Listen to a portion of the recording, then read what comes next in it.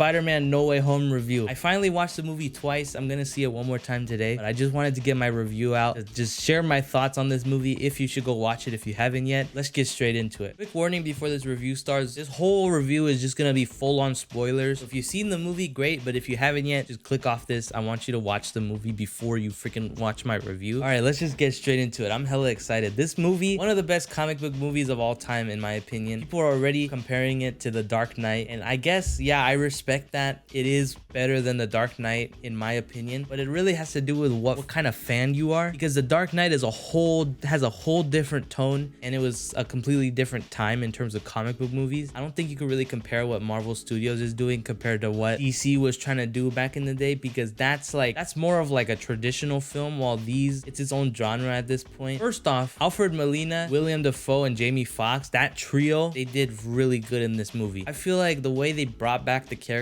wasn't confusing in any way, and it was really fun to watch just how they were figuring out that they were in a different universe. Even this movie alone, for people that haven't seen the past movies, I feel like it would still be enjoyable. They're almost introduced as if they're new villains because you get it from Tom's perspective, but at the same time, because the last time I saw like the original Sam Raimi films was like 10 years ago. The last time I saw Amazing Spider-Man films were like whenever that came out 5 or 6 years ago in the theaters. It was really kind of cool seeing them being reintroduced, and I kind of had stress about that before I went to go see this film. I didn't know if I needed to rewatch some of the Raimi films to kind of get more details, because the last time I watched it was 10 years ago. I didn't know if I needed to get more details about it. Then after watching this film, I quickly realized they executed it in the best way. They didn't give us too much nerdy details that we had to know from the old movies, but then they also fed some fans some nice little details that only the original fans would kind of understand, so that was cool at the same time. I feel like Sandman and Lizard's characters were kind of pushed to the side in this movie. I don't know if the writers didn't really want them to impact the story too much, because they really didn't. They were kind of just there reacting. They had lines, they had funny jokes, they were just not really impactful into the story. And I guess that was cool, because we still got the actors in the movie, the original people. We still got to see them in action. It just wasn't as in-depth as the trio, William Dafoe, Alfred Molina, and Jamie Foxx. I guess that's why they were the only three that were shown in like that interview panel video. Also, this movie really took its time. I feel like Hollywood now, in terms of trailers, they really show a lot of scenes that kind of ruin the movie for some people, just to get rid of that pre-movie watching anxiety, because I guess a lot of consumers, they do that on purpose so that people don't go in not knowing what they're about to see. This movie showed us a lot, but it was really spread throughout the movie. So when I finally watched this and I compared it in my head to the trailer, it felt like a totally different film. I was watching completely different footage, because of course I was kind of looking forward to seeing the moments that I saw in the trailer, but when those moments came, it wasn't like it kind of ruined it for me. It was almost like the movie complemented what I had already saw. So that was really cool. And they also kept out a lot of the freaking best moments from this trailer. We only got 2 official trailers for this movie, and everything in the movie, there were so many freaking cool moments that they decided to just wait on, and I think that's really cool. Tom Holland did a good job at his Peter Parker this movie. I feel like you can kind of we got to see more details about his character, how he plays his character, the dynamic between him and then Ned and MJ. I think it was way better than the past 2 films. There was more depth to his character. The talking in this movie felt way more natural than any past Marvel movies. I feel like I actually felt like I wasn't a part of this story. I was kind of spectating from the side, and the way they were like speaking just felt more natural, and that all has to do with the writers. So they actually did a really good job with this. The first 2 movies, I felt like I was kind of just in the moment with them. I was a part of the story. This movie, I felt like I was in the back, just kind of letting it sink in, watching it happen, seeing how the characters react to certain things, seeing them figure out who died, what universe they're from, how things are gonna go. That was really a nice change of style. I really liked that. The dialogue in this movie just felt super realistic. It didn't feel fake. It didn't feel like I was watching some soap opera. I felt like I was really listening to people talk and have a conversation, because certain Marvel movies, you know, you can kind of just tell it's like lines. You can kind of tell they're kind of just having that artificial conversation. This one kind of felt more like improv, even though it probably wasn't. To get the elephant out of the room, Tobey Maguire and Andrew Garfield, freaking great performance in this movie. The way they were introduced right after May's death, because May's death kind of changed the tone of the movie. It went from like kind of like we're on a mission and him just fighting Green Goblin, and then I was just like, damn, his whole world's over. And then we just kind of shift to Ned's house, him saying I want to see Peter. And then you just see the spark and you're just like, you already know, like, damn, I think this is it. We're finally gonna see it after all the whole year of just leaks, the whole year of hoping if they're gonna be in this movie. This is when we're gonna find out. I feel like the audience kind of like just like they got quiet, like, oh shoot, is this it? The portal opens and true fans know that's Andrew. You just see the big ass white eyes. I was just like, wait, what? And then right away, my parents started going to the bathroom. I was like, stop. I grabbed my dad by the shirt. I was like, do you see who that is?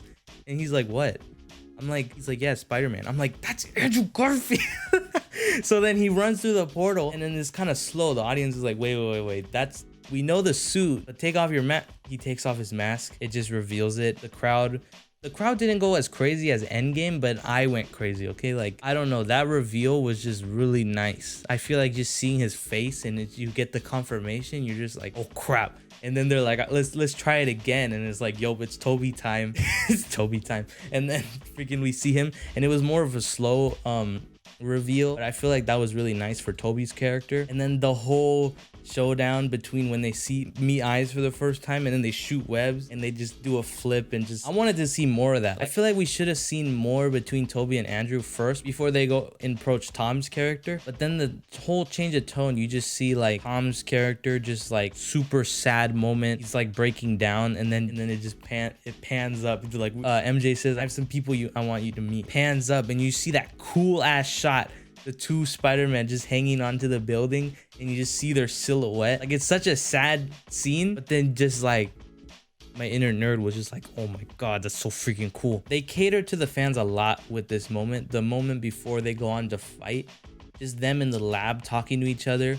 When Ned's like, hey Peter, and they're all like, yeah, and then they have that pointing moment where they're just all pointing at each other. Fan service right there. Also, when Ned goes up to them and asks them like if they had best friends, and he's like, yeah, my best friend died when he became a villain and tried to kill me. Fan service right there. When they're walking around making their little serums and like when they're making the cures for stuff and they bump into each other, that's freaking fan service again. This whole movie was fan service. It's like the fact that they can even get these actors to be in this movie was fan service. I think the whole highlight of this movie, the thing that gives me the most goosebumps in this movie is just the scene of them on the Statue of Liberty and when they all like, okay, we gotta work together, and they just all run out of the barricade and the shot of all of them swinging at the same time and they're swinging off each other's webs. Freaking best scene in cinematic history. Best scene in Marvel Cinematic Universe, I feel like. I was just ready for freaking Miles Morales. Just like, what's up, guys? I'm here too. That would have been cool. But they're saving that for one day. One day we're going to see Miles Morales run into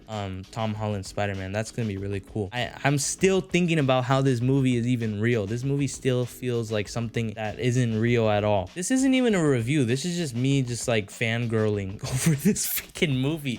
Okay, in the end, this movie did really well. Between the first showdown when we get the villains revealed, to seeing Toby and Andrew, to the final fight with all three Spider-Men, just kind of when you finally settles in your mind that this is like a real movie. And then towards the end when the whole spell gets casted and he gets forgotten, there's so many different tones in this movie that are shown and it's all executed really well. The ending, how it's so sad, how he's like finally on his own. So many people are saying this is like so sad for Tom's Spider-Man. In my mind, I'm not sad about this moment. I'm like, he's finally freaking Spider-Man. He's on his own. Nobody knows who the hell he is. And he can finally just be a individual Spider-Man. And a lot of people were comparing that moment to the PS4 Spider-Man's character, how it kind of starts off, especially with his new suit. He's basically a new Spider-Man. His new suit is a reflection of what he just saw from these two other Spider-Men. He finally has the real logo on his suit. It's freaking metallic-y. I feel like John Watts did that on purpose. The way it ends with just him swinging, he's on his own now. He's finally just like became Spider-Man. That's the moment where he really became Spider-Man. This whole trilogy, so many people were complaining like this is not Spider-Man. This is like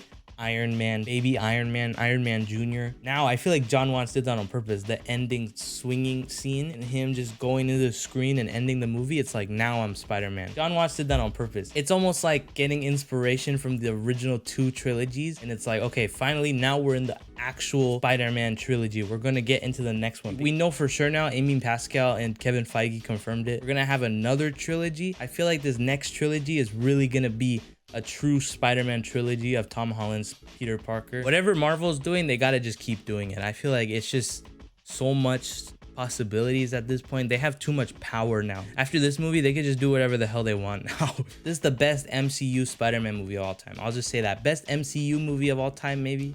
Not sure. I think Iron Man will always be in the top of my list, and like Endgame, of course. But this is for sure my favorite comic book movie of all time. I'm putting it as a different label. Best comic book movie of all time, in my opinion. I really liked it. I'll give it a 9 out of 10. I know a lot of people are like 10 out of 10. Best movie of all time. I love this movie.